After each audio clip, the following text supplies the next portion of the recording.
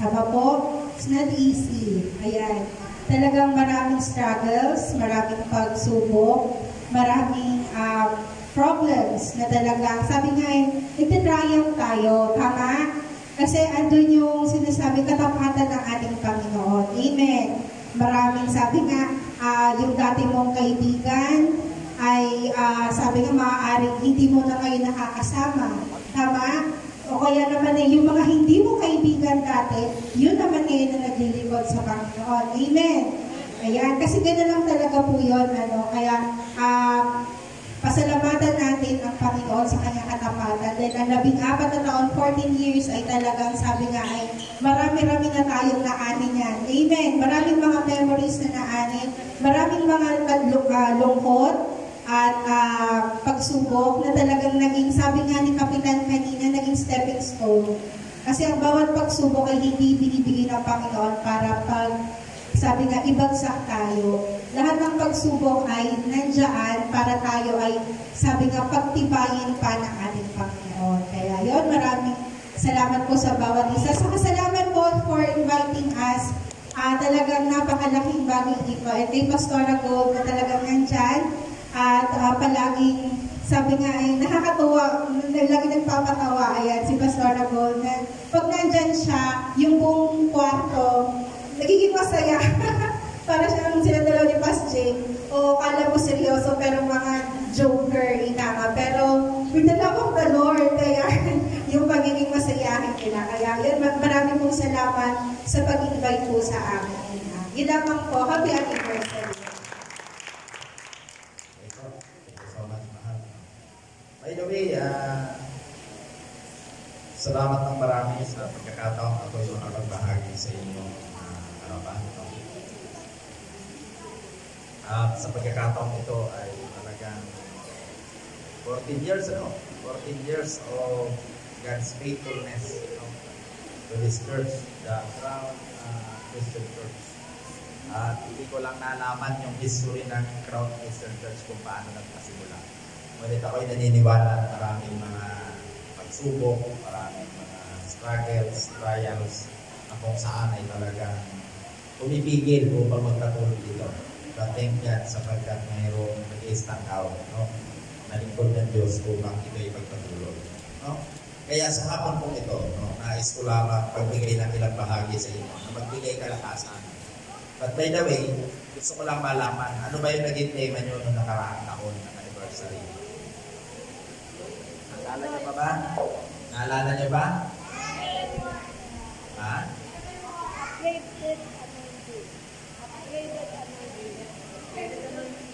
Upgraded anointing. O tinan mo nga yan katabi mo kung naging upgraded na anointing niya. Ha? Upgraded na? Praise God. Kasi kami po, pag nagkakumukuha ng tema, yun ang gagamitin namin sa loob ng isang taon. Masigit namin palalanihin yun. Para sa ganon, talagang nagmamanifest for every each individual of church members ay talagang nagmamanifest yung team na yun. No? Kasi yun ang mahalagang bagay na dapat makita. At kung sino yung nagiging speakers, kinukuha at tinitake note namin yun. Kasi yun ang mga basis namin kung saan kami kumbaga magpapasimula para mas lalo masundan namin kung ano yung pinagagawa ni Lord. No? Kaya sa hapon po ito, mahalagang makuha ko ang inyong atensyon upang maintindihan natin maigi ano ba ang pinagagawa ng Diyos sa Crown Christian Church based dito sa team na binigay ni Lord sa inyo na unstoppable. But before that, I just want you to read the text in 1 Corinthians chapter 15, beginning verse 57 and 58. In this verse says, "But thanks be to God, which giveth us the victory through our Lord Jesus Christ. Therefore, my beloved brethren, be ye steadfast, unmovable, always abounding in the work of the Lord. For as much as ye know that your labor is not in vain in the Lord." Purihin ang pagkabasa ng kanyang salita. But before that, sa ganong pagkakataon, no? Sino ba ang may Bible sa inyo? Nadala-dala. Talagang ibang klase na, no? Ang mga Bible ngayon, nasa cellphone na kasi, no? Kaya ngayon, pwede ba tumayo kayo at i-declare natin. At dahil walang Bible, nasabihin na natin, this is my cellphone. I am what it says I am. No, gano'n ang mangyayari. Okay? I-declare natin, no? I-declare natin. Mahalaga to, makikita natin. Kasi sa bawat binubuksan dapat natin ang salita ng Diyos, makikita natin kung ano ba ang ini-expect natin. No? Kung ano yung mga bagay na ini-expect natin sa Word of God na binabasa natin. Okay? Kaya sa bagay na ito, sabay-sabay natin at samahan mo ako sa declaration na ito. No? Sabihin natin, this is my Bible. I am what it says I am. I can do what it says I can do. Today I will be taught the Word of God. I boldly confess. My mind is alert. My mind is alert. My heart is receptive. My heart is receptive. I will never be deceived. Never be deceived. I am about to receive the incorruptible, ever-living seed of the Word of God. Indestructible, ever-living seed of the Word of God. I will never be deceived. I will never be deceived. Never, never, never. Never, never, never. I will never be deceived. I will never be deceived. In Jesus' name. In Jesus' name. Amen. Amen. Yun, napakahalaga, no? Tayo makikinig, no? Tayo tatanggap. Kasi nasabi nga salita ng Diyos na nakakapagpabago ng buhay. Tama po ba? Walang saysay ang bawat pagtungo natin sa damang lugar na ito kung hindi mababago yung buhay natin. Because especially, sa pagbabago ng buhay, nababago yung ating character, yung ating mindset, maging yung atin pong mga point of view sa buhay. Napakahalaga nito. Kaya, bago tayo magpasimula, nais kong kunin muna. Ano ba talagang ibig sabihin ng unstoppable? What is the true meaning of unstoppable? Because unstoppable refers to something or someone that cannot be halted or even hindered or prevented from progressing or achieving a goal. It embodies a sense of relentless determination, persistence, and a lack of any impediment that could impede progress. Ibig sabihin naman nito, napakahalaga sa buhay natin. No? Pag pinag-usapan ang unstoppable, ito'y isang bagay na kung saan ay hindi natin maaari dapat mapigilan. Bagkus kung kinakailangan ito ay nagtutuloy-tuloy. Ano mang hadlang, ano mang mga pagsubok, ano mang dahilan sa ating pagunlad. Kung ito ay magiging dahilan sa pag-abot ng ating mga pangarap, hindi natin ito papayagan. Sapagkat pag sinabi natin unstoppable, ito'y naglalaman ng di matititinag na determinasyon sa buhay. Nandun ang kanyang matyagang pagtsatsaga. Matindi yun matyagang pagtsatsaga. Mahalagang makita natin ito. At nawa, anumang mga kakulangan at magsisilbing sa gabal, hindi ito magiging dahilan upang hindi tayo magpatuloy. Kaya pag pinag-usapan natin ang unstoppable, ibig sabihin lamang nito, ito'y isang konsepto ng pagiging hindi matipinag. Ito'y isang nangangailangan ng isang pananaw at pamamaraan na nalalagpasan ang anumang mga hamon, ang anumang mga hadlang at mga pagsubok. Dapat maunawaan natin ito. Ano po? Kaya sa aking pagpapatuloy, nais ko muna pong manalangin. Mapagpalang Diyos, dakila po namin naman. Sa hapong ito, sa iyo namin lubos na pinagkakatiwala ang iyong mga salita. Pag-indabatin po ninyo sa bawat iyong mga anak na makikinig nito. Nawa ko'y hindi lamang nila malaman at mapakinggan, bagkus magkaroon sila ng desire sa mga puso po nila na ito'y maisagawa sa kanila dalang mga buhay. At magsilbing hamon upang magpatuloy sa takbuhin na kanila po Panginoong pinagdaraanan, lalo na Panginoon sa kanilang buhay pananampalataya. Pagpalain mo po Diyos at palaguin ang buhay pananampalataya ng inyo po Panginoong mga anak. Pagindabatin mo na ang pagkilos ng Santong Espiritu ay maranasan sa kalagitnaan ko ito. At ang patuloy o Diyos na pagliligtas mo ay tunay Panginoon Diyos na manariwa sa buhay ng iyong mga anak. At ang walang hanggang pag-ibig mo na sa patuloy na nananalaytay at nararanasan ng iyong mga anak ay patuloy na kailan Diyos na maalaala at patuloy o Diyos na maging ganap sa iyong mga anak. Upang sa ganoon, magsilbing hamon ito upang lalo ka pang paglingkuran, itaas ang iyong kahilangalan at mas lalo Panginoon na masabing ang lahat ng nagaganap sa buhay namin, ikaw ang may kagagawa. Kung kaya't marapat na tumanggap ka ng lahat ng papuri, parangal, pasasalamat at pagsamba. Nanging sa iyo lamang. In Jesus' name. Amen. Okay po. Kaya buhat nito, pinakikita sa atin, pag pinag-usapan ang principles or prinsipyo ng unstoppable, ito'y nagpapakita po sa atin ang tinatawag nating relentless determination. Pakitingnan niya ang katabi mo kung mayroong relentless determination niya o kaya yung hindi matitinag na mga determinasyon sa buhay. Mahalagang makita natin ito. Dahil baka mamaya unstoppable, pero pagpunta pa lang dito, natigilan ka na. May bagyo pa lamang, hindi ka na magtutuloy. Diba? Nasawi ka lamang ng boyfriend mo o girlfriend mo, hindi ka na tutuloy. Hindi tama yun. Baka mamaya, ang pagiging unstoppable ay kagaya na lamang ng isang awit. Napangarap ka na lang pa at hindi magiging katotohanan pa. Ayaw ng Diyos ang ganong bagay, mga anak ko.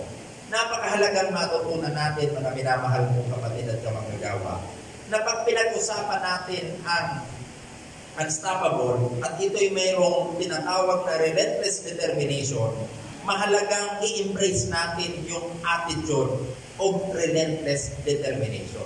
Ano? In pursuing your goals, most especially your spiritual goals in life. Even though we see challenges as an opportunity to strengthen your resolve rather than as a reason to give up. Napakahalagang makita natin ito. Sapagkat kung tayo ngayon, kunti pa nga lamang ang nararanasan mo, bibigay ka na, ay mahirap yun. Sa inyo pong lingkod, kung sa paglilingkod lang naman, patay kung patay. No? Ganon po ang sitwasyon sa akin sa paglilingkod. Nagsimula ako ng paglilingkod sa Panginoon sa edad lamang na pumapatak na 14 na taong gulang. At ang paglilingkod ko sa Panginoon mula noon, maraming nangyari sa simbahan na aking pinabilangan, pero dumating yung pagkakataon, hindi ako nagpatinag. Dumating na nga yung sitwasyon, dadalawa na lamang kami, yung pastor ko at ako, hindi pa rin ako nagpatinag. Tuloy pa din. Diba? Nagkataon, nagkagulo-gulo sa sabi ko, unang pasok ko pa lamang sa isang Christian church, sabi ko, para yatang nagsisimula pa lang ako, ang init-init ko kay Lord, pero parang may kaguluhang nagaganap ako. Parang nagkakaroon ng division, nakahapit ko yung mga natatanggap ko. Pero dahil sabit ako sa Panginoon at matindi yung pagmamahal ko sa Diyos, doon ko naramdaman ang walang hanggang pag-ibig niya, hindi ako nagpatinag. Tuloy-tuloy pa rin. Yun ang ibig sabihin ng unstoppable. Na dumating ang sitwasyon, sinasabihan ako, sinasama ako ng aking pastor noon para maglingkod sa kanya. At dumarating yung pagkakataon kasi yung pastor ko ay nasa Alabang pa, tapos dito sa Calamba. Darating yung pagkakataon, may pupuntahan kami rito, ni walang pamasahe. Anong ginagawa ng paa? Di maglakad. Pero wala nangyayari sa akin. Pag sinabing walang pamasahe, kaya ngayon yung mga pastor na kasama ko, ako yung pinakabatang pastor noon sa CPA. Pero dumating yung pagkakataon doon, sa ganung bagay? Ang nangyayari, pag nakikita nila ako, sasabihin pa sa akin, Pastor, anong ginagawa mo? Ba't ka naglalakad? Ay, hindi, pupuntahan lang ako dyan. Pero malayo pa pupuntahan ko. Kasi di naman nagsabi na, sakay na. Hindi naman ako pinasasakay. Mahirap naman mauna akong masakay ka. Baka sabihin sa akin, may pupuntahan ako. Sasakay ka ba? Di ba? Kaya lakad pa rin ako. Kaya sa ganun sa akin sanay na sanay ako. Kaya nga, sabi ko sa inyo kung sino nakakakilala sa akin. Hindi ko lang kasi na yung mga, kumbaga, kinukumpile ko. Sabi ko, ipapakita ko sana. Pero sa sobrang kabisiyan ko ng inyong lingkod, kaya talagang hindi kinapos ako ng oras. Na kung makikita niyo yung ganung bagay, mukhang isang bulati na lang at titira sa akin, matutuluyan na ako. Kasi sa ganung bagay, napakapayat ko po nung araw. No? Tapos ang sitwasyon sa akin, pag may nagbigay pa sa akin ng damit, yung binigay sa akin damit, yun yung mga pinaglumaan sa trabaho, sa kumpanya. Dahil pinaglumaan, yung nagbigay, mas malaki katulad ni brother, yung laki ng katawan, ang liit ko naman. Kaya tuloy lumalabas para ako yung sa palayan. Diba? Iskay ko ang dating ng damit ko sa akin. Ganun ang lumalabas. Pero, huwag kayo. Doon na in love ang misis ko sa akin.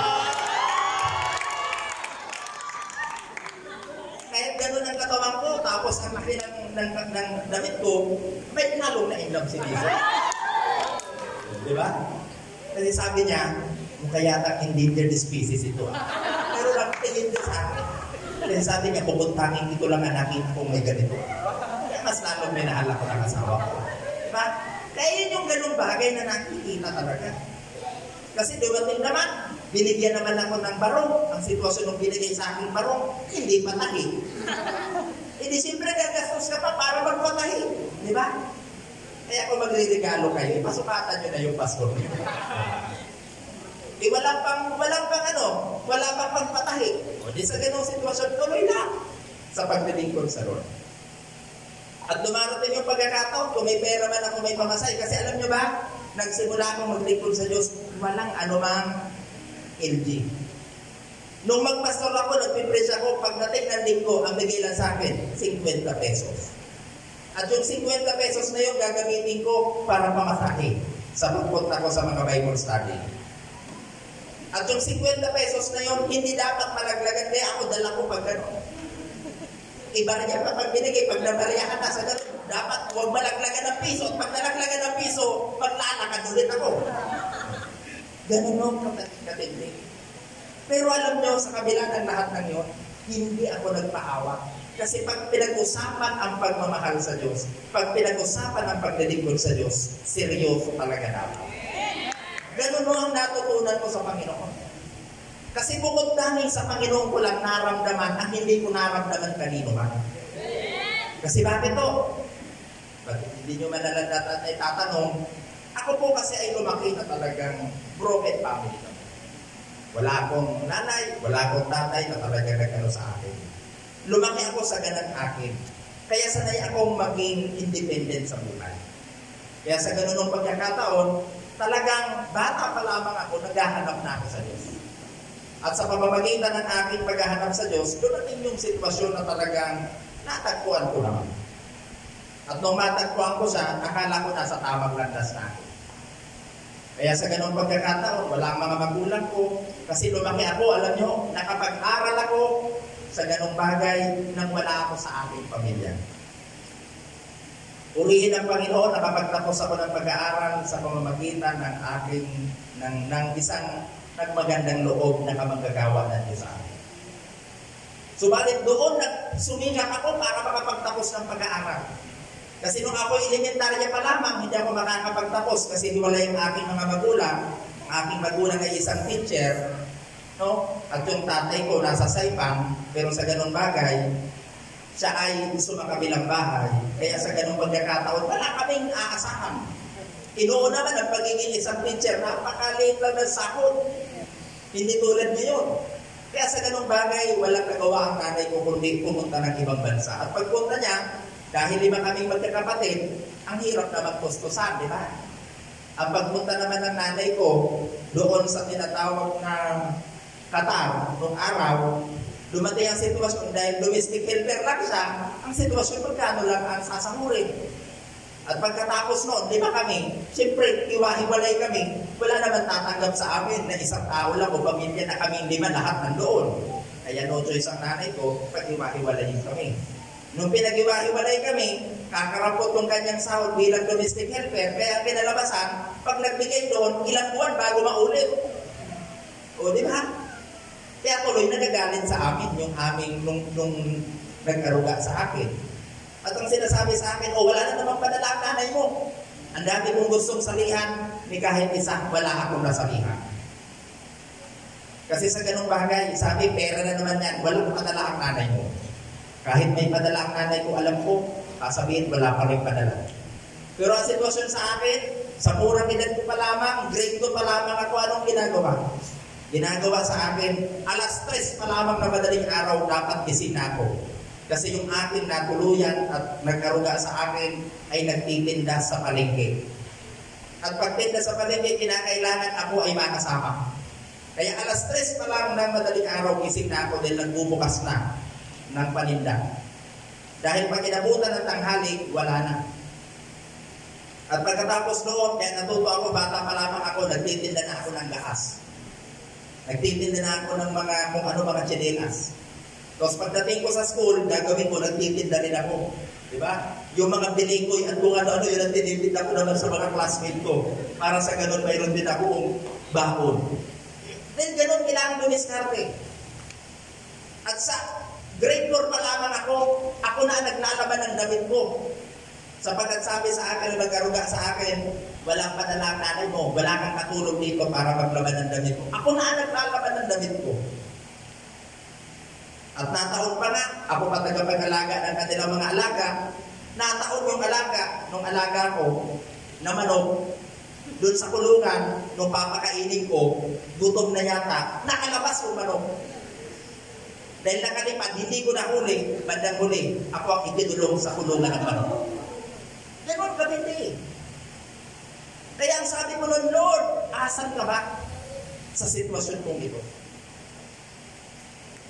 Kaya nagtapos ako ng pag-aaral na kung saan ay talagang gusto ko ng, kumbaga, matapos na ang mga bagay na yun.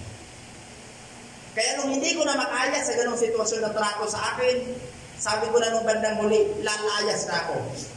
At alam niyo nangyari? Buong-buo na ang loob ko kasi mayroong gustong kumuha sa akin na nagmamagandang loob. Dahil buong-buo na ang loob ko sa ganong bagay, anong pinalabasan? Nung ako'y nasa pintuan na, palabas na ako, nakahawak ang kamay ko. Sabi, sige, lumayas ka na. Paglayas, naipit ang kamay ko. At nung maipit ang kamay ko, Lord! Sabi sa akin, ba't di ka ba lumayas? Paano ako lalayas? Ipit ang kamay ko. Di ako nakalayas. Naipit ang kamay ko eh. Kaya nung ko nalaman, ayaw ni Lord. Sabi sa akin, magkita tayo sa ganito, kukunin din ang ganito. Kami na bahala magpa-aral sa iyo. Kasi kung di na ako nakita ng nanay ko, di na nalaman. At lalong di ako nasuntungan ng minamahal ng asawa. Diba? Yung ganong sitwasyon. Lahat may plano si Lord. Kaya hindi na ako natuloy kasi nung makita ko, namamaga, parang eggplant yung kamay ko din na naipit eh. Ganun ang tinalabasan sa akin. Hanggang sa ganun pagkakataon, akala ko tapos na ang lahat. Nung ako naman ay pumunta, napapunta rin ko sa Manila, akala ko okay na. Sabi ko, praise the Lord, nakalaya din ako. Diba? Sa kuko ng agila. Ganun ang feeling ko na makarating ako ng Manila. Kasi sabi ko sa nanay ko, apply din umuwi ang nanay ko, sabi ko, ma, ayoko na dito. Pag ako, iniwan ko pa dito hanggang sa pag-high school ko, baka di mo na ako maabutan. Then, ganun kalupit ng aking naberhan. Pero sa ganung pagkakataon, sabi na ko, sige, dinala ako sa Manila.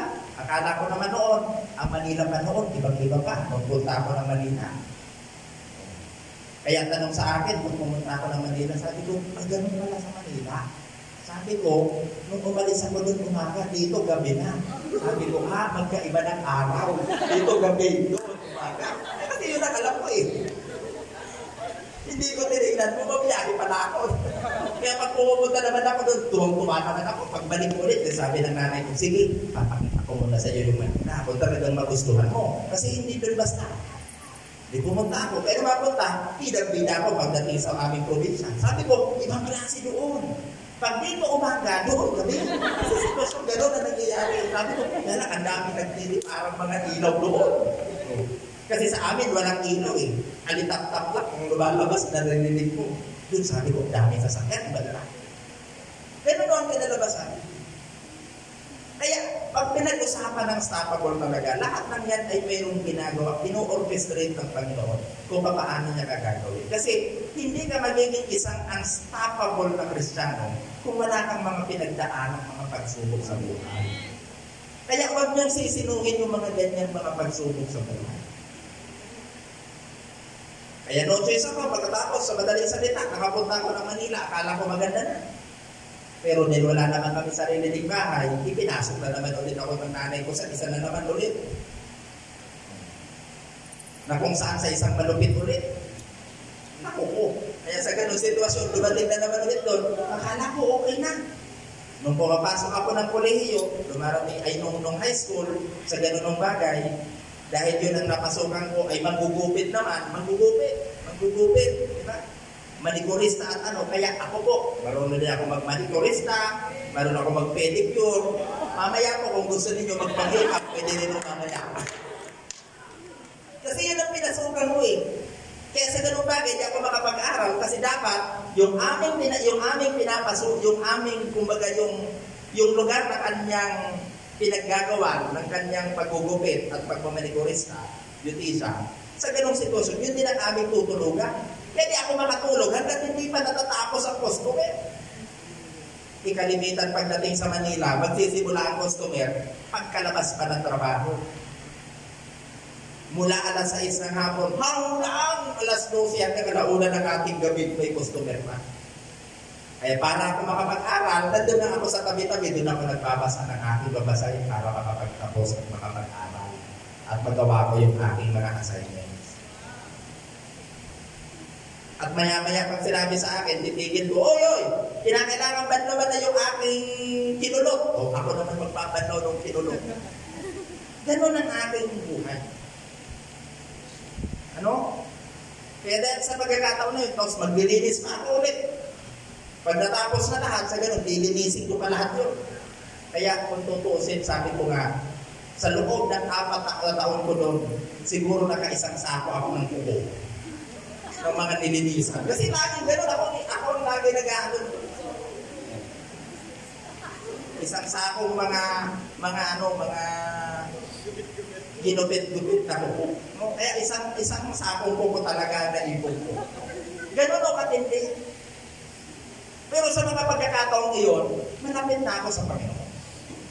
Sa pagiging malapit ko sa Diyos, sa ganunong bagay, hindi ako nagpapaawat kasi ang gusto ko lang ang determinasyon ko sa buhay. Kailangan ko makapagtapos ng pagkaaral. Kailangan ko makapagtapos, Panginoon. Kaya sa ganung bagay, talagang nagsunikap ako sa ganung pagkakataon. Kaya nag-working student ako, dumating sa pagkakataon na yun.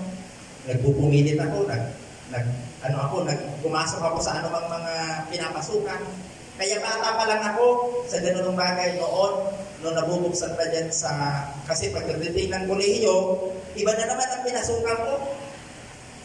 Kasi namasukan lang din ako pagdating doon, nung time na yon, is nawala yung bahay namin sa Manila. Kaya nangyari, sabi nung kumuha sa akin, ay, umuwi ka na rin sa inyo. Isa na ko uuwi, paano ako makakapagtapos? Kaya ngayon, may kinausap ako. Na isang di ko kaano-ano, na masukan ako doon. Sabi ko, pwede ko bang ako lang ay makikipanuluyan sa inyo. Ako na lang ako ang tagalinis ng bahay ninyo, yung paupahan nyo. Basta pakainin nyo lang ako at may titiran ako, okay lang. Kaya sa ganung bagay, pumayag naman. At sa ganung pagkakataon, talagang nagpupursige ako nung nasa Manila ako. Ano? Dumating pa nga yung pagkakataon na pinasukan ang aking tinuluyan lamang. Ang liit lang na kwarto. At yung kwarto na yun, nandun na lahat. Nandun yung kama ko, doon na rin ako naliligo, doon na rin ako kumakain, kasi doon na rin ako tumakain. Kasi ang liit lang. Squatters area sa may kondo. Ganun ka hindi. Pero sa ganung pagkakataon, hindi pumasok sa isip ko, na Panginoon, bakit ganyan ka? Bagos ang nararanasan ko is yung walang hanggang pag-ibig ng Diyos. Kaya sa ganung bagay, nung una makakilala ko sa Panginoon ng panahon ng kolehiyo, may nagbigay sa akin. Kaya ako laging tinukuha ng Gideon. Kasi yung Gideon ang ginamit ng Diyos sa akin. Yung Gideon na yun, nung ginamit sa akin ng Lord yun, nung ibinigay sa akin, nung una kong mabasa, hindi ako nakatulog. Nung una kong matanggap ang Biblia yun, nung binasa ko, sabi ko, grabe talaga. Ang tingin ko nun, para akong nakatulog. Sabi ko, wow, sino? Ang tindi naman ni Lord dito. Ang klase, sabi ko, nakakalakad sa tubig. Nakakapagpagaling. Wow, talagang gano'n ako noon. First time kong makabasa ng Bible. Kaya, alam niyo nangyari? Hindi ako nakatulog nung una kong mabasa ang Bible.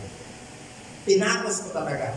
Nagagalit na sa akin yung tinutuluyan ko. Pinapatayin ako ng ilaw, pero nangyari, nagkaano ako ng liwanag. At talagang binasa ko talaga. At alam niyo, natapos ko yung New Testament. No? Yung New Testament, sa loob lamang ng isang linggo. Araw-araw yun, pinapos ko talaga. May patlang-patlang pa yun kasi kinakailangan ko magtinda, kinakailangan ko inuutusan ako. Kaya pagdating ng gabi, gano'n nangyari. At pagdating ngayon kinaumagahan, para akong nakadroga kasi wala akong tulog eh. Pero feeling ko, okay si Lord, grabe talaga.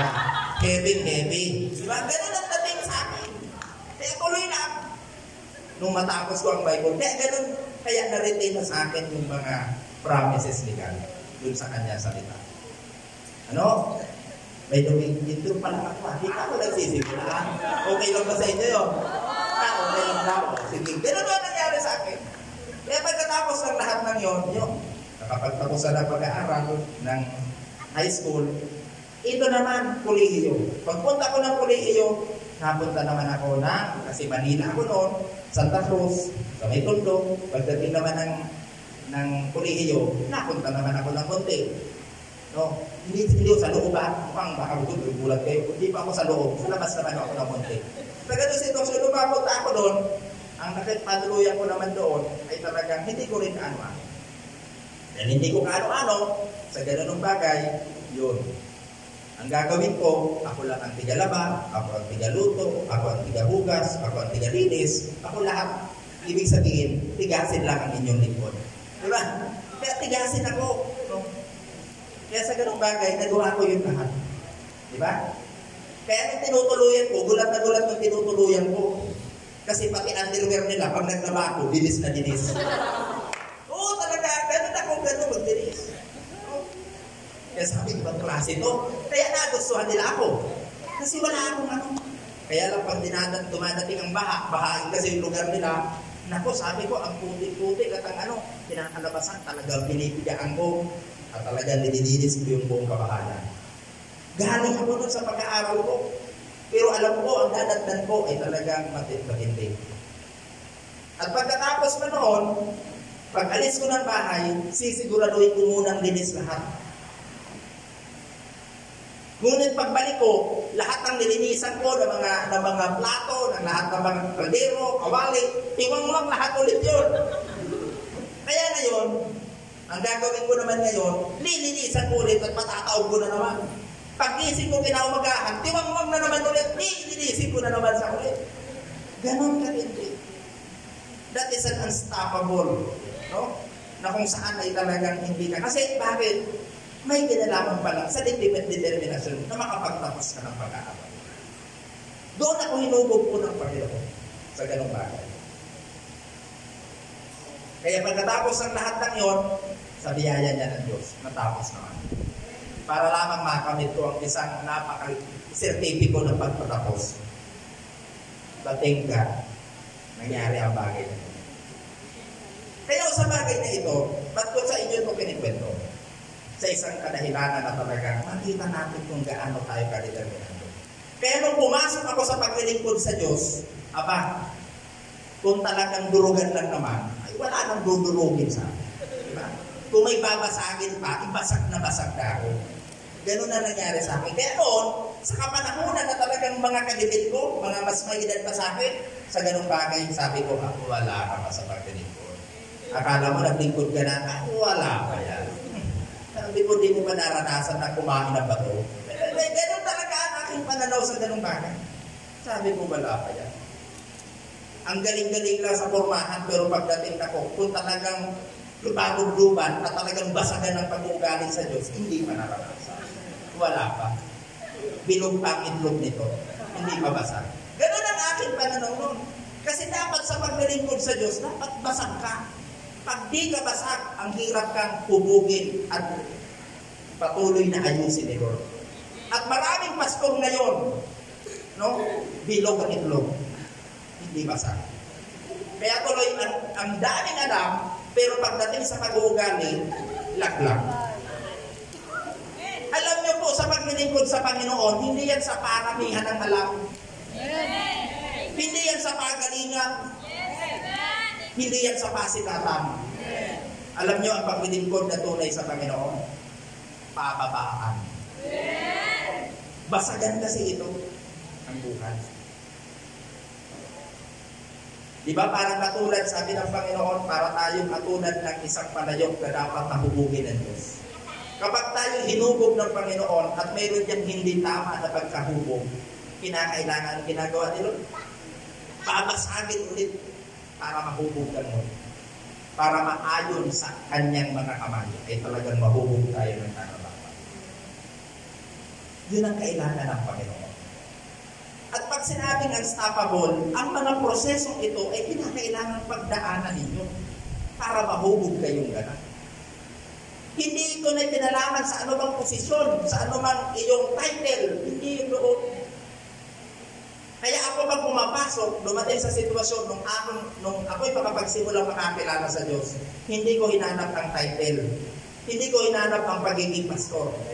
Alam niyo, ang una kong hinanap, ang maglinis ng inidoro. Sino ang pumunta rito sinasabi, Pastor Gold, a-apply ko ako. Ano? Tigalinis ng inidoro. Para sa akin, yun ang pinaka-the best na posisyon para masabing talagang ikaw ay karapat-dapat. Kasi sa ganong sitwasyon ako yun. At even ang asawa ko, kahit ngayon, sa aming simbahan, kahit inidoro, nililinisan ko. Dahil para sa akin, nanggaling ako doon. Alam ko kung paano gawin yun. At dapat maipakita ko sa lahat na ganun talaga ang nararapat na paglilingkod sa Diyos. Kasi ang kailangan dito, yung buhay at puso na iniaalay para sa Panginoon. Kaya nga pag sinasabi, sabi ni Pastor Gold, Chairman, hindi ba pakibigay yung lahat ng mga ano? Abay, pag binigyan ko kayo dito na mga certificate ko, sa kakapal na siguro, baka hindi matapos dito, nagpapakilala pa lang si Pastor Gold. Kaya sabi ko, hindi yan ang kailangan. Kasi hindi naman ito tayo, hindi ito para sa atin. It's not all about us. It's all about God. Siya lang talaga, walang iba. At dapat na mahubog yun sa buhay natin, mga minamahal kong mga kamakikawan kapatid. Kasi pag nagkaroon ka ng ganon at di matitilag ang iyong determinasyon sa Diyos sa ganong bagay, kaya mong malagpasan ang anumang unod sa pagsulit. Ayan, saksi na kaya si Pastor Gold, saksi na. During pandemic, talagang binugbugan ko ni Lord. Matinding bugbugan. Nasa paglilingkod ako sa Panginoon, ano nangyari sa akin? Di ba? Dumating ang sitwasyon na nangyari sa akin noon. Una yung asawa ko. Nung asawa ko, nabalian niya ng paa. Nung mabalian ng paa, sa ganung sitwasyon, dinala sa ospital, wala akong kapera-pera. Pero alam ko, Lord, you are my provider. Praise the Lord. Hindi pa natatapos yun. Kalalabas na ng asawa ko sa ospital, nasunog naman yung bahay namin, ng nanay ko. Nung masunog ang nanay ko, nung masunog yung bahay ng nanay ko, kasama nanay ko, ilang linggo pa lang, dinala sa ospital, ayun, tepok na naman. Patay na naman ang nanay ko. Ilang linggo na naman lang na nangyari, ayun na naman ulit, pinalabasan. Ang iba talaga pag-okay kay Lord eh. Yung account, ang daming iyakan na account, yung account ko ba kaya nung mahak yung account ko, almost 700,000 na nakuha nung akin. Sabi ko, saan na nang buhay ako? Di ako nangihingi sa kung sino ba? Pero yung hacker na nakuha, at yun ay reported lang sa akin ng mga friend ko. Ganon katindi. Hindi pa natatapos yun. Yung mga investment namin ni Mrs. nagkataon taglang-lagan lahat kasi pandemic. Lahat, atunas lahat. Walang natira. Yan dumating yung pagkakataon, totally broke talaga kami during pandemic. Pero sa ganong pagkakataon, sabi nung iba, hindi ka ba sumusuko? Diyos ba talaga yung pinaglilingkuran mo? Bakit ganyan? Pero hindi ako nagpa-apekto kung ano lang sinasabi sa akin. Dahil kilala ko yung Diyos ko, na alam ko yung paghihirap na pinagdadaanan mo ito. Hindi pa ito kaysa doon sa mga bagay na ipinapangako ng Panginoon ko na pinaglilingkuran. Hindi ako nagpaalam. Yun pala may plano si Lord. Kasi mas matindi ang magiging execution na pagdadaanan ko. Na hindi ko akalain, yun pala, magiging chairman ako ng Calabang Pastor sa Layo. Akala nyo, pagiging chairman ng Calabang Pastor sa Layo, mas maganda ang pinapalakpakan mo. Hindi maganda. Matindi ang pambabato, matindi ang mga kasama mo dyan, tormentor yan. Para kang buhay dyan na tinutorture. Akala nyo lang. Kasi bakit? Kung hindi tama ang puso mo sa ganong paglilingkod, ay hindi ka talaga tatagal. At minsan lalabas din ano sa'yo? Malalabasin din sa'yo ang tunay na pag-uugali mo. Pero sa akin, wala lang. Kumila kayo. Diba? Kasi alam ko, pag nagsumbong ako sa tatay ko, patay kang ba? Wala akong ginagawa. Ano man ang ginagawa sa akin? Minsan nga, di ko na masabi sa asawa ko kasi yung asawa ko sa ano, susugurin ko. Sino yan? Yan na asawa ko minsan eh. Ano ako susugod? Huwag na. Kaya sabi ko, kinausap ko si Lord, sabi ko, Lord, hindi pala tama. Kasi pag sinabi ko sa asawa ko, baka kami manugod ko, mas masakla. At ngayon, hinayaan ko na kami na lang ni Lord. At nung matutunan ko yung ibang klase. Pag si Lord pala ang pinagsabihan mo, mayroon siyang ginagawa na hindi mo alam. Mas malupit pa sa hagupit. Diba? Nang buntot pagi, pag yun ay talagang umagupit sa tao ngayon. Ganun ang natutunan ko. Kay Lord ka lang talaga dapat magsumbong at walang sino. Kaya yun yung mga bagay na talagang, at hanggang sa ngayon, tuloy-tuloy pa rin ako, no? At sa ganung mga bagay, nandito pa rin ang inyong lingkod. Nakatayo sa inyong harapan.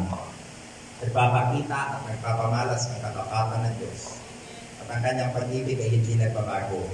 At nung dumating sa buhay ko, na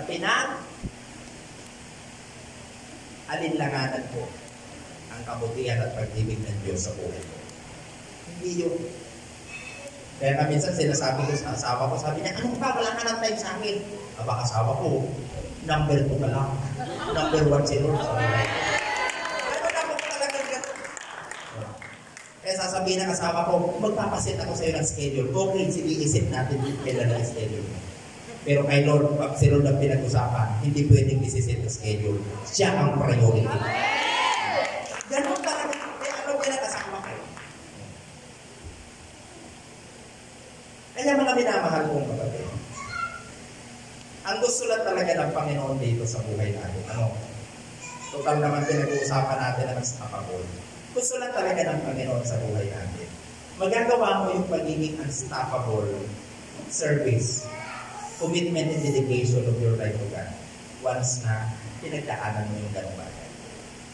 Kasi ito ang kalimitang problema ng marami ngayon, especially the workers, the leaders, and even the pastors.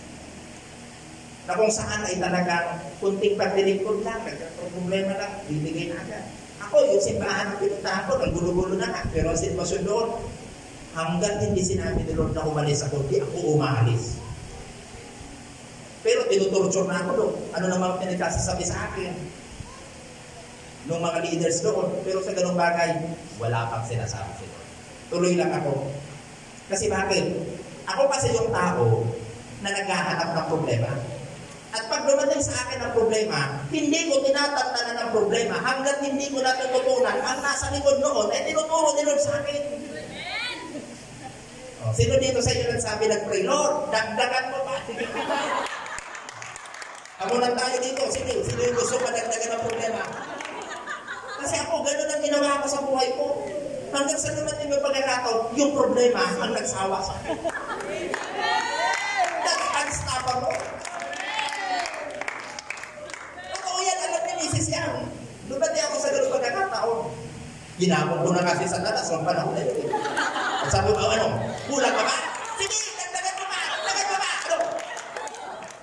Pero ako di ako papatigil at di ako papahawag kay Lord. Kasi bakit? Hindi na ako na ang Diyos ko, wala pa sa simula. Wala akong tatay, wala akong nanay, wala nagpa-aral sa akin. Lahat ako lang bukod tanging mag-isa. Bukod tanging si Lord lang ang kasama ko. Kasi di ba man ako nakakakilala sa Diyos? Hindi nyo na itatanong. Ako talaga ko'y pumasok sa pagpapari. Pinasok ko pa ang pagpapari. Ako ko'y seminaristang tao. No? Franciscan po ako.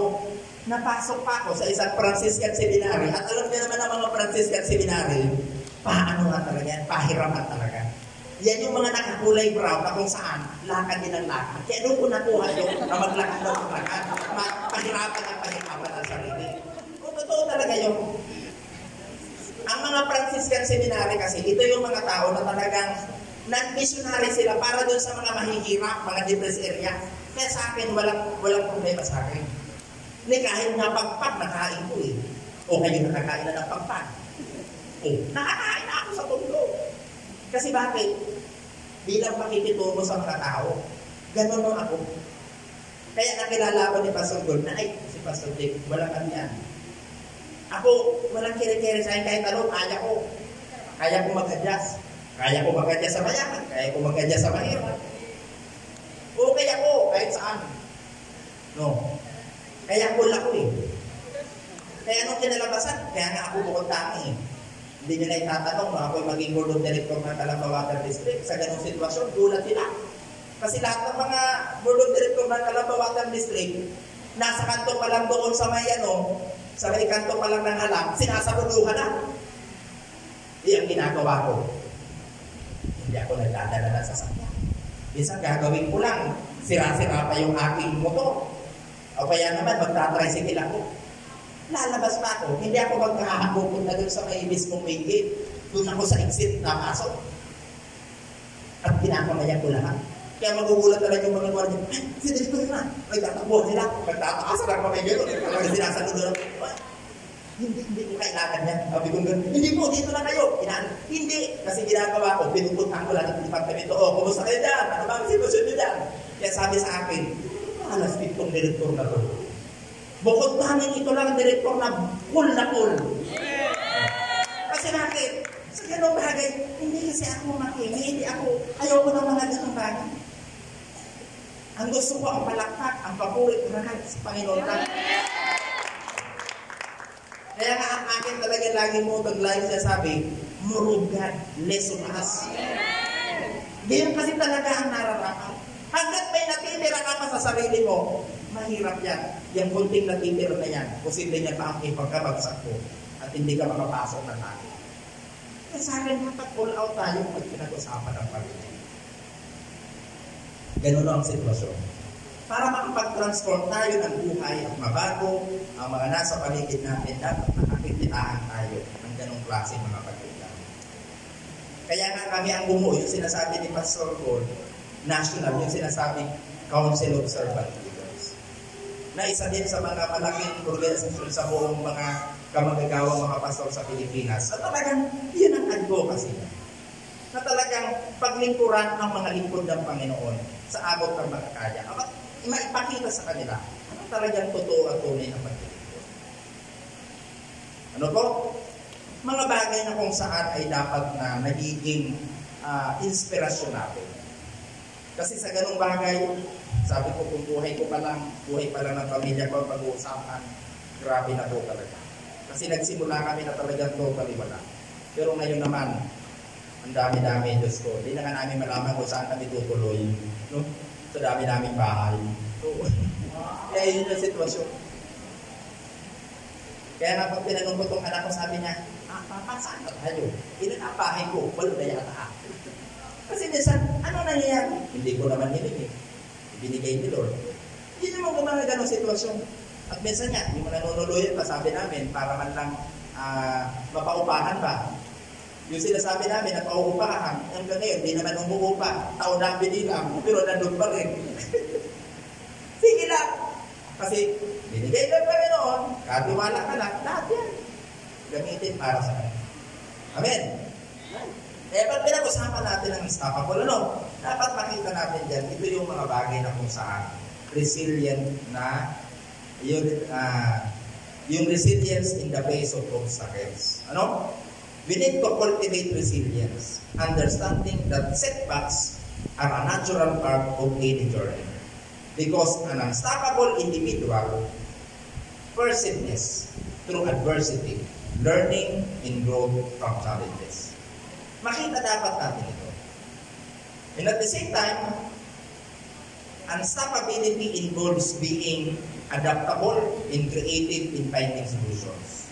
When faced with roadblocks, explore alternative paths and approaches to keep moving forward. Napakahalaga na makita natin ito. Pag gano'n ang mga pangyayari na gaganap sa buhay natin at mayroon tayong ganong klaseng pag-uugali na pagiging isang unstoppable, darating ang sitwasyon na mas lalong mag-glorify si Lord sa buhay po natin. Ang mahalaga lamang dito, we need to focus on a long-term objectives. Kasi pag nasa short-term objectives ka lang, darating yung pagkakataon na hirap ka ngayon, maaaring bumigay ka lang. Pero kapag ipinapakita ni Lord sa iyo, ang mga sitwasyong ito na kinakailangan mong pagdaanan para sa ganong bagay, na kapag nalagpasan mo iyon, yun ang mas magandang reward. Mas mainam pa yun kaysa sa palakpak, sertipiko o anumang parangal na naibigay sa iyo. Yun yung aral na dapat mong matutunan. Kaya napakahalaga sa buhay ng isang tao, kapag nakakaranas ka ng mga hindrances, problems, trials, even obstacles in life, huwag mong susukuan ito. Kinakailangan mong magpatuloy. At huwag mong pakakawalan iyon hanggat hindi mo natututunan ang mga pagsubok na yun. Kaya na siguro si Pastor Ron, pinadadaan sa akin, kasi sabi ko, huwag mong tantanan. Huwag mong tantanan. Kahit asawa mo, huwag mong tantanan. Kasi may tinuturo ang Panginoon sa ganong mga bagay. Because focus on a long-term objectives, it gives us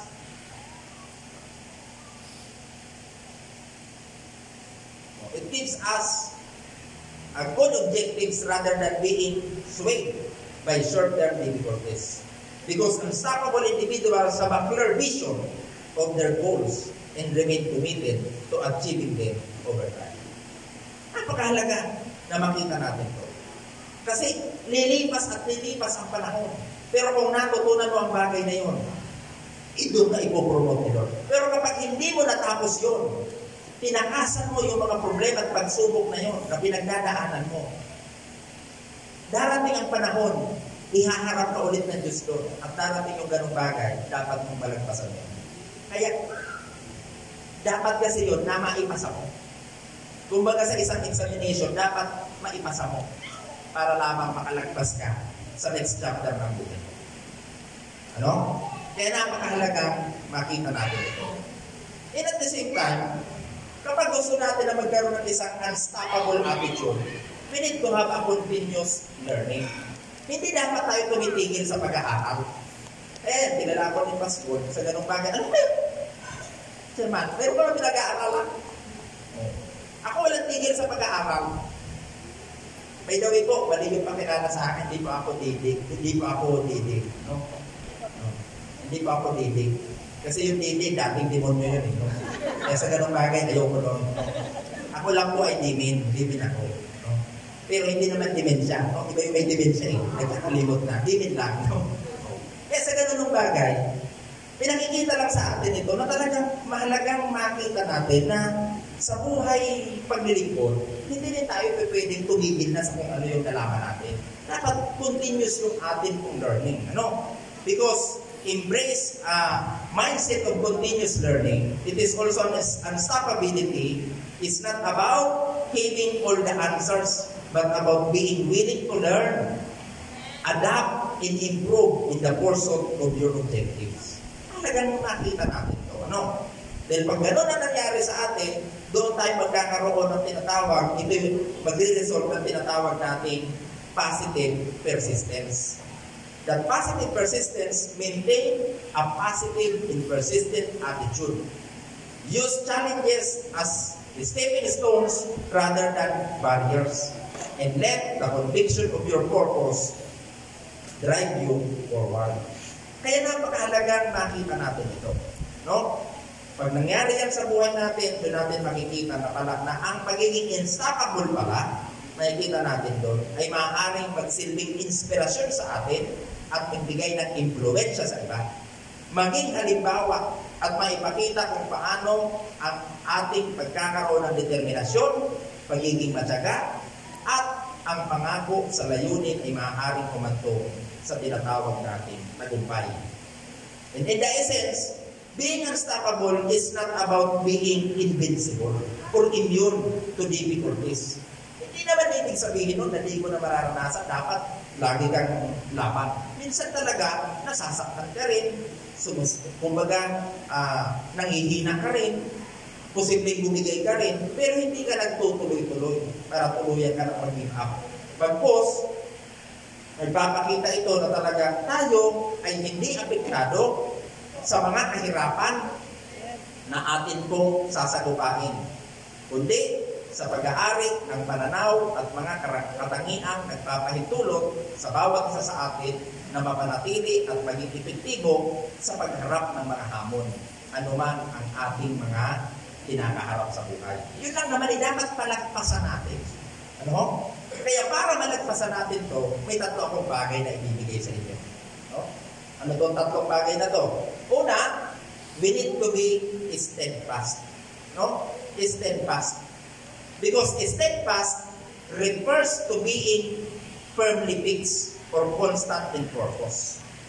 In the context of serving the Lord, it implies unwavering commitment and loyalty to God's will and teachings. Napakahalaga nito, no? Unwavering loyalty and commitment to God's will and even His teachings. Napakahalaga. Pag sinabi natin steadfast ka, ito yung mga bagay na kung saan ay hindi ka basta-basta bibigay. Ito ang mga karakteristik na kinakailangang matutunan ng isang taong unstoppable character. Na dapat siya ay merong steadfast. Ano? Kaya ano sinasabi diyan? In 1 Corinthians chapter 15 verse 58 na binasa natin, therefore, my beloved brothers, be steadfast. Napakalinaw na tinuturo sa atin ito. Para pag mayroon kang steadfastness, doon lalabas yung sinasabi natin na knowing that in the Lord, your labor is not in vain. Napakahalaga nito. Palakpakan natin ang Panginoon diyan. At isa sa mga bagay na makikita natin dito, na example, ay walang iba kundi si Daniel. In Daniel chapter 6 verse 10 says, Daniel remained steadfast in his faith even in the face of adversity. Napakahalaga na makita natin ito. Kung paano naging successful si Daniel just because of his character, of his steadfastness. Mahalaga sa buhay ng isang mananampalataya na dapat ito ay hindi natin kumbaga, pinalilimutan. Bagkus, dapat na din-develop to sa buhay natin. Ano? Because believers are encouraged to be steadfast in their anticipation of Christ's return. Holding unto their faith with unwavering commitment despite the challenges and uncertainties of life. Laging titingnan natin na hindi kasi itong issue sa buhay natin. Ito'y issue ng Panginoon. Ang lahat ng pinagdadaanan natin ay isang chapter ng buhay natin na dapat natin malagpasan, pero ang dulo nito ay para sa Kanya, hindi para sa atin. Kung naging Kristiyano ka at ang gusto mo lang ay isang masaya, maalawang buhay, hindi na to yun. It's only another side of the coin. Pero ang totoong pagiging Kristiyano, kaya mong harapin ang anumang hirap at pagsubok ng buhay at hindi ka basta-basta binibigay dito. At maraming mga Kristiyano dito, ang ayaw dito, ang gusto lang, yung sa side na kung saan binibless siya, yung comfort, yung blessing, lahat nandun. Pero no, dapat makita natin, kalahati ang pagiging Kristiyano mo. At posibleng langit-langitan ang mapuntahan mo kapag hindi mo naranasan ang lahat ng mga paghihirap na ito. Diba? Kaya nga sa awit natin, ang pambansang awit ang mamatay ng dahil sa iyo. Hindi yung ang pumatay ng dahil sa iyo. Ang mamatay. Kaya tayo talaga nagtakda, mamatay. Di ba? Mamatay sa ganung mga bagay na kung saan willing natin i-sacrifice even our own personal lives for the sake of God. Di ba? Ganun po dapat na makita sa atin. Dahil pag ganun na nangyari sa atin, makikita natin dyan, isa sa mga example dito na dapat natin makita, in the parable of the 10 virgins, di ba? In Matthew chapter 25. Highlights the importance of being steadfast and prepared for the coming of the bridegroom, representing the return of Christ. Yun ang laging titingnan natin kasi ang lahat ng mga paglilingkod natin na to, ang hangganan nito yung muling pagbabalik ng Panginoon Diyos. Alam natin na talagang i-reward niya tayo sa kung ano yung mga ginawa natin dito. Kaya napakahalaga na laging mayroon tayong pananaw ng muling pagbabalik ng Panginoon Diyos. Kasi kung wala tayong pananaw ng muling pagbabalik ng Diyos, parang ang feeling natin, hanggang dito na lang ang buhay. No, yung ginagawa mo yan ngayon, yan ang magtatakda sa iyo kung saan ka patungo sa hinaharap. Kung ikaw ba ay talagang kasama ng Panginoon, kung hindi.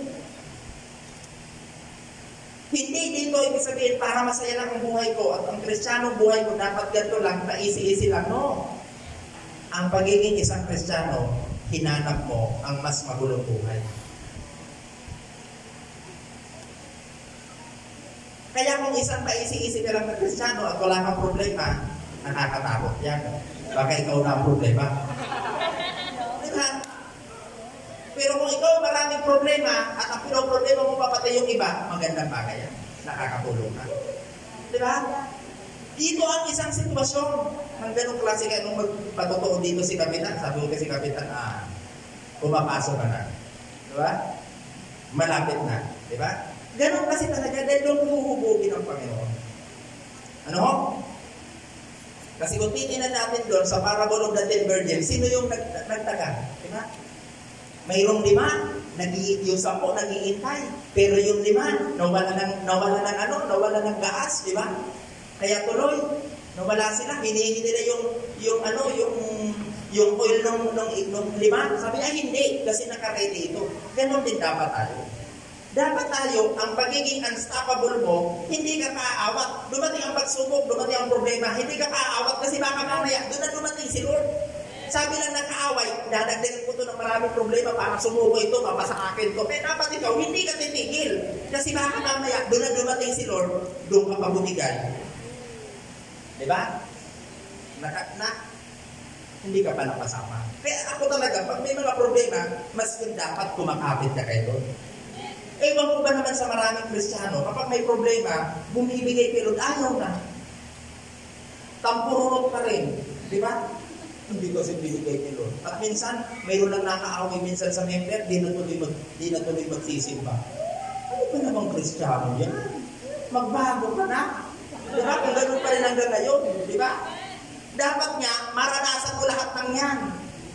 Kasi hanggang di ka pa nasasaktan, naku, hindi mo matututunan kung paano magpagaling. Diba? Pag nasaktan ka, di magaling ka kay Lord. Diba? Banin lang yan. Okay na ulit. Ganun ang Kristiyano. Kaya akala niyo yung team niyo na to unstoppable. Baka mamaya sasabihin ni Satanas, pinagtatawa na kayo sa labas unstoppable kayo dyan Ang niyo, sige, bibigyan ko yung maraming problema, ewan ko lang kung di kayo mag-stop. Diba? Ganyan ang sitwasyon dyan. Pero pag sinasabi niyo ito, talagang ibig sabihin doon, pinahamon nyo, hindi kami paaawa, ano man ang mangyari. Dumating man ang maraming mga unos at pagsubok ng buhay, magtutuloy-tuloy kami. Diba? Ganon ang isinisi doon. Amen? Yun ang isang bagay. Kaya una is steadfast. Pangalawa, we need to be immovable. Diba? Immovable suggests being unyielding or unchangeable. In the context of Christian life and service, it signifies a resolute faith that remains steadfast despite challenges or even temptations. No. Kaya ano sabi in Psalms chapter 16 verse 8, I keep my eyes always on the Lord. With Him at my right hand, I will not be shaken. Amen? Even in my right hand, sabi, I will not be shaken. Ibig sabihin, hindi tayo pwedeng, kumbaga, nagkagalaw. Pero sabi nga, di ba? Kung tayo katulad lamang ng isang alon sa dagat, na kung saan ay walang patutunguhan, napakahirap nun. Kaya ngayon kung nagsimula ka kay Lord, 14 years ka na sa Panginoon, ha? Ang Crown Christian Church. Sino ba dito yung simula nung simula, nandito na? O, di ba? O, ilan na lang, di ba? Salamat. Mga ano na pala ito, no? Mga endangered species na pala na yung iilan na lang ang natira, di ba? At least may natira pa. Yung mga natira na yan ang maina. Palakpakan nyo itong mga natira na to. Diba? Kasi yun ang magandang ganung bagay. Hindi kayo bumitaw. Immovable. Mas doon nyo makikita ang katapatan at puputihan ng Diyos. Sa kabila ng anumang mga pinagdaanan, di ko na dapat pang malaman kung anumang mga pinagdaanan ng simbahan ito. But still, dahil nandyan kayo, saksi kayo sa lahat ng yung pagpatuloy kayo, may reward kayo ba ito? Kasi ang naglalagay ng tao sa simbahan ay ang Panginoon. Kaya kapag nakakaranas kayo ng mga problema sa simbahan, huwag niyong lalayasan. Dahil kung alam mo, si Lord na nagdala sa iyo doon, magtutuloy ka. Amen? Hanggang na niya sinasabi ni Lord na umalis ka, hindi, huwag kang aalis. Kahit pa pinagtutulungan ka na ng mga kasama mo rito, tuloy ka pa rin. Kasi si Lord ay may pinagagawa sa iyo na dapat mong malagpasan at matutunan. No? Kasi ang hirap ng ganong mga hiring na, di ba? Mga hiring pastor, hiring worker, hiring member, ang hirap ng ganon. Bakit may hiring member? Kasi kung saan may mga benefit doon na lumadalo. Kapag may mga kainan, birthday-han, may mga outing, doon yan lumalabas ang dahil sumasama, di ba? Di ba? Magtatawa na kayo, di ba? Pero kapag may mga pagsubok na, unti-unti nang nawawala yan, di ba? At sabihin mo sa katabi mo, wala dito yun. Nasa likod ko yun. Ay, stay, nasa labas yun. Nasa labas yun. Hindi ganun dapat. Ano? Yun ang ibig sabihin. Nagtema kayo ng unstoppable, pero movable naman kayo. No! Immovable dapat. Ang pagiging isang Kristiyano ay immovable. Hindi ka ngayon basta-basta matitinag. Hanggat walang sinasabi si Lord sa iyo, wala kang gagawin. Kasi bakit? Kahit ang simbahan na pinupuntahan mo, dinadirect ka ng Lord. Si Lord ang naglagay sa iyo dyan. Amen. Kaya kahit paano mangyari, kahit pa ito si Pastor Gold, siya ang pastor nyo, hindi kayo makakapamiti. Si Lord ang naglagay niyan dyan. No choice kayo. Ang dapat nyo lang gawin, pag-aralan kung paano sa matatanggap. Diba? Ganon talaga yun. Kasi kung bakit si Lord ang naglagay dyan sa kanya, para dito, yun talaga. Mayroong isang disenyo at pulmahan na ginagawa ang Panginoon para mas lalo pa ninyong matulungan. Na kaya kayo nandito para suportahan ang inyong pastor. No? At siya talaga ang inyong pastor. Dapat tanggapin nyo yun. Kasi minsan, ang hirap po talaga sa pagpapastor. Pag minsan yung mga pinagpapastoran mo, kasabayan mo. Ako nung simula na magpastor ako, yung mga pinagpapastoran ko, yung mga kasabayan ko, kaya ang feeling sa akin, pantay-pantay lang kami, nahirapan ako. Kaya ang ginawa ko, nung gano'n na nangyari, tinuruan ako ni Lord. Sabi ni Lord, sige, i-disciple, madalan mo yung mga kasama mo. Maglagay na ng pastor dyan. At kung maglagay ako ng pastor, sabi ko, Lord, nagawa ko na po anong gagawin ko. Layas ka na dyan. Mayroon ng pastor. Hindi pwedeng dalawa ang pastor dyan, magiging ulo, isa lang. Layas ka na. Doon ako lumayas. Kasi hindi yung, magdadala ka pa kung anong mga miyembro, mahirap ako, hindi yun. Sinisira mo ang katawan ng panghiligan mo. Kaya kaya ako. Sa biyaya ng Diyos, ay tutuloy-tuloy naman. Kaya napag-alaman ko, hindi pala sila ang problema. Ako yata ang problema doon. At least, umalis ako. Alam ko, hindi Lord na talagang pinaalis ako. Sila. Kasi minsan na nila iniisip, sila ang problema, hindi. Tanggapin natin, mga tayong problema. Kasi nagtuloy-tuloy sila eh. Kasi kung hindi sila nagtuloy-tuloy, hindi sa Panginoon doon. Di ba? Kung sa Panginoon, nagtuloy-tuloy sila. Sabi ko, Lord, ako pala may problema. Kaya sa ganung bagay na, masimula ako. Sabi ni Lord, ayan na.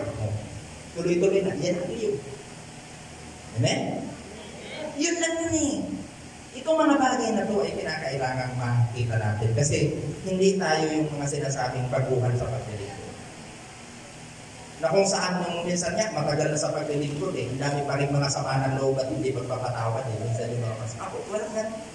Tuloy lang. Kung ibinigay ka ng Panginoon, sige. Kung hindi, gusto, sige. Basta may sinasabi si Lord sa iyo at makapagbigay ng kaluhuran sa Kanya ang ating paglilingkuran sa Kanya. Amen? Kasi hindi ito kompetisyon. Hindi ito pag-comparison. No? Hindi ganyan. At lalo hindi dapat tayo mag-complain sa anumang bagay. Kasi iyan ang talagang ginagawa at pinapahintulutan ng Diyos na inaalaw niya para matutunan natin. Amen? Kaya nasabi, the concept of being immovable in the context of the second coming of Christ emphasizes standing firm in the truth of God's promises and the hope of eternal life unshaken by doubt or worldly distractions. Kasi kung titignan natin, even ang ating Panginoong Hesus, di ba? In Matthew chapter 7, sinabi niya, yung pagtatayo ng bahay, ito ay sa batuhan at ito ay sa buhanginan.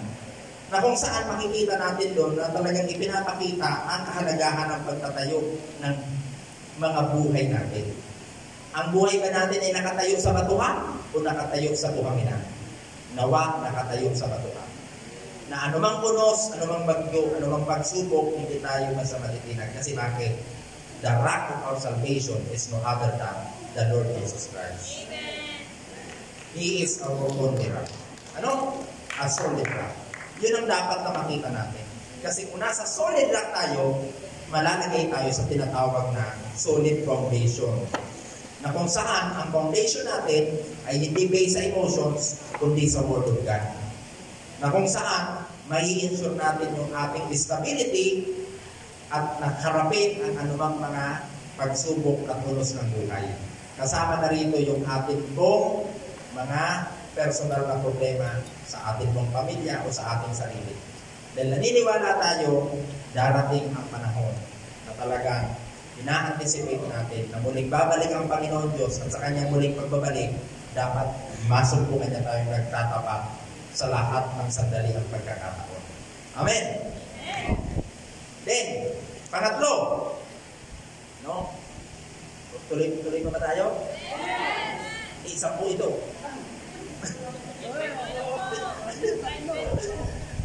Pangatlo na. Pangatlo. The third one is no other abounding, always abounding. No? Always abounding means it conveys the idea of consistently overflowing or exceeding expectations. In application to our Christian life and service, it encourages a commitment to continually abound in faith, in love, and in good works, going above and beyond in serving the Lord. Yan ang ibig sabihin. Kaya ano sinasabi ng 1 Thessalonians chapter 3, verse 12? Anong sabi doon? And may the Lord make you increase in abounding love for one another and for all as we do for you. Napakahalagang makita natin to. Para sa ganong pagkakataon, naniniwala ako pagkatapos ng anniversary ito, sa susunod na mga linggo, buwan, taon ng inyong buhay pananampalataya, at papasok kayo sa tinatawag ninyo na 15 years hanggang 25 years, ibang klase na ang tinatawag na Crown Christian Church. Diba? Mas matibay, mas matatag na. Diba? Kasi dyan pa lamang sa mismo pangalan ng simbahan nyo, Crown Christian Church. Naniniwala ka dapat kayo sa tinatawag nating Bema Judgment. Na yung Bema Judgment na yun ay isang reward, no? Celebration sa langit. Na ang lahat ng bawat isa sa inyo dapat may kanya-kanyang corona. Diba? Dahil lahat tayo doon ay kukoronahan. Kaya kung wala kang ginagawa dyan, ang tagal-tagal na, nasira na itong sinihan, maging yan upuan, pero ikaw, di ka pa rin naglilingkod sa Diyos, baka naman ang corona mo, yung mismong silyag niya, mahirap naman. Diba? Kaya dapat sa ganung bagay, maglingkod na tayo. Diba? Nagsimpa ka nga, simpa ka ng simpa, pakinig ka naman ng pakinig. Di ba? Pero ang pinalabasan mo naman, di ba? Ang naligtas lang, ng tainga mo. Di ba? Pero ikaw, di sumusunod. Useless yun, di ba? Mahirap doon, magugulat, sabi ni San Pedro, ano to? Puro yata mga tainga nandito ha. Asan yung mga tao? Di ba? Mahirap. Di ba? Dahil ang gustong iligtas ng Panginoon, ang buo nating katawan, kaluluwa at espiritu. Amen. Marapat na gano'n ang ating paraan ng paglilingkod sa Kanya. Di ba? Kaya ano nangyari? Pag pinag-usapan yung always abounding, ibig sabihin, sa usapin ng mga bagay na pangangailangan sa simbahan, hindi dapat nagkukulang. Laging mayroon yan. Di ba? Kasi kapag kalooban ng Panginoon at ang ginagawa nyo yung kalooban ng Diyos, hindi niya hakayaan na kayo'y magkulangin. Laging isasapatan ng Panginoon ang mga pangangailangan. Di ba?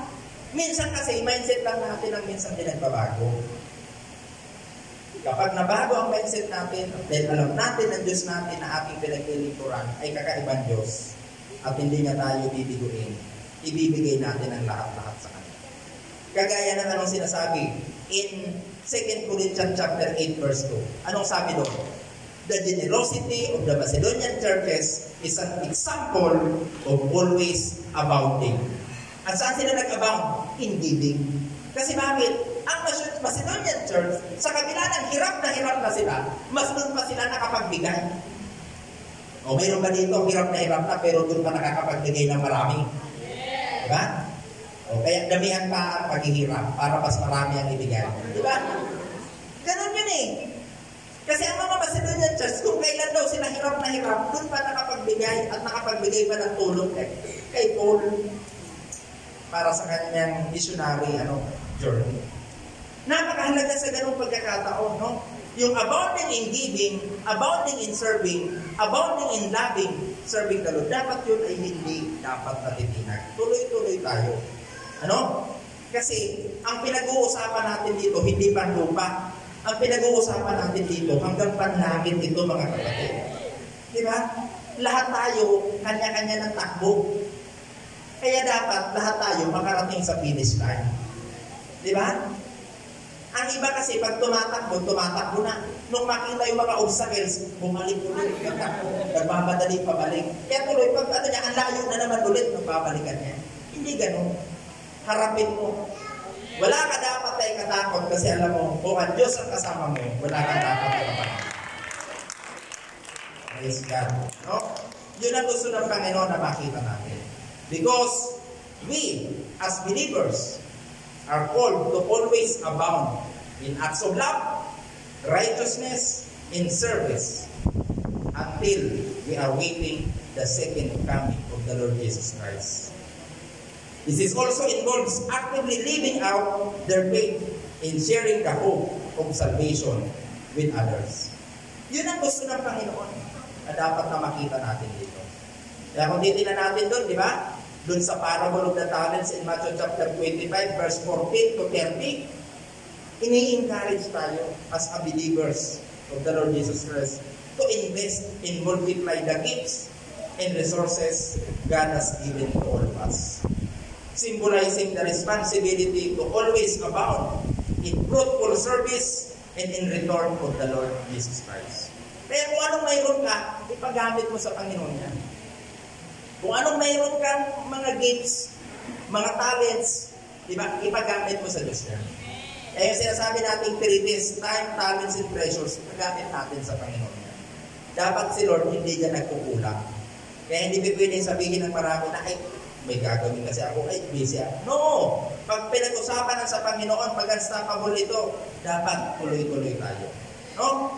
Dahil kung tuloy-tuloy tayo, doon natin makikita na based sa mga sinasabi natin to, napakahalaga that we need to remain steadfast in faith, being immovable in one's commitment to God, and always abounding in the works of love and service to our Lord Jesus Christ. Napakahalagang makita natin. Amen po? Ang mga bagay na yan ay magbigay sa atin ng mga hamon, paalaala, upang maipagpatuloy natin ang pinasimulan ng Diyos. Na kung paano ang Crown Christian Church ay binigay niya sa inyo dahil ito ang simbahan niyo. Ito ang tahanan niyo. ito ang lugar kung saan mas dapat na ma-experience nyo pa yung goodness, yung mercy, yung faithfulness ng Lord sa buhay ng bawat isa sa inyo. Ano? Yun ang gusto niya ng Panginoon. Katulad lamang, di ba? Maging katulad tayo nawa ng mga mananampalataya na kung saan ay nagpakita ng walang hanggang kumbaga katapatan sa ating Panginoon. Na kung saan, sa bawat pagtakbo natin, naniniwala tayo, tatapusin natin ang takbuhin nito. Ano? At hindi lamang basta tinapos, kundi tatapusin natin ang matagumpay. Kasi si Lord na kasama natin. At sa ganung bagay, lagi naman siya nagkasabi na kasama natin siya. At lahat ng bagay na pinagagawa niya ay kaya natin gawin. Kasi ipinasasakop natin yan ang buhay natin sa kanya. Amen po? Yun lamang siguro sa ganung pagkakataon. Baka ako'y tumatagal na, ano? Sa ganitong pagkakataon, ito po ay isang mga paalaala lamang sa atin na magsilbi na gabay at hamon sa bawat isa kung paano pa tayo lalong maglilingkod sa Kanya with an unstoppable service. Amen po. Kaya muli, palakpakan natin ang ating Panginoon. Tayo natin ito ngayon. Oh Jesus, hallelujah. Ataas natin ang ating mga kamay. Nais ko lamang po kayo na pagpalain ngayong hapon. Oh Jesus, hallelujah. Dakilang Ama, makapangyarihan naming Diyos, sa patuloy na gabay at pagkilos at pagkikipagpisa ng Banal na Espiritu ngayon pong hapon. Lubos po kami, Panginoon, at papasalamat sa katapatan at kabutihan mo sa iyo pong mga minamahal na mga anak na ito. Na siyang patuloy po po, Diyos, na itinanim dito sa Crown Christian Church, Panginoon. Maraming pong salamat, Panginoon, sa buhay ng iyo po, Panginoon, mga anak. Paginapatin mo, dakilang Diyos, na ang bawat mga salitang kanilang napakinggan ngayong hapon ay patuloy na pong magsilbing hamon, kalakasan, at inspirasyon, O Diyos, sa patuloy na paglilingkod po sa inyo. May talaga nawa po nilang ganap ang kanilang pong mga buhay sa iyo. At patuloy na kilang Diyos na maranasan nila ang walang hanggang pag-ibig mo, ang walang hanggang pagkilos mo sa pamamagitan ng simbahan ito. Pagpalain niyo po, Diyos, ang Crown Christian Church sa pangunguna ng Pastor Gold Marcelor Pierce na ginagamit niyo, Panginoon, sa buhay ng bawat niyo pong mga anak na ito. Lumago na ba po sila, O Diyos, sa kanilang pong pananampalataya? Lumago rin po na ba sila, Panginoon Diyos, sa tapat na paglilingkod sa inyo? At patuloy na ba po, Diyos, na masok